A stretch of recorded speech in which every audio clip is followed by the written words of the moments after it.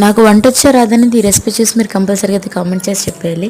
ఎందుకంటే నేను వంట బాగానే చేస్తాను. మా ఫ్యామిలీ వరకు వెజ్ అయినా నాన్ వెజ్ అయినా సరే ఇప్పటి వరకు చాలా బాగుందని తింటారు మా వాళ్ళు.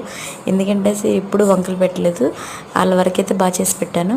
కాబట్టి నేనైతే ఈరోజు ఎగ్ దమ్ బిర్యానీ అయితే చేశాను. మా వాడు హ్యాపీ బర్త్డే కదా ఈరోజు, అందుకని వాడికి ఇష్టమని అయితే చేశాను.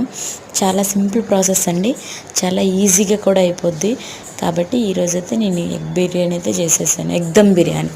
ఓకేనా, మీరు ఎప్పుడైనా సరే ఫెస్టివల్స్లోనే ఏదైనా చుట్టాలు గట్టి వచ్చేటప్పుడు ట్రై చేయండి, చాలా అంటే చాలా బాగుంటుంది.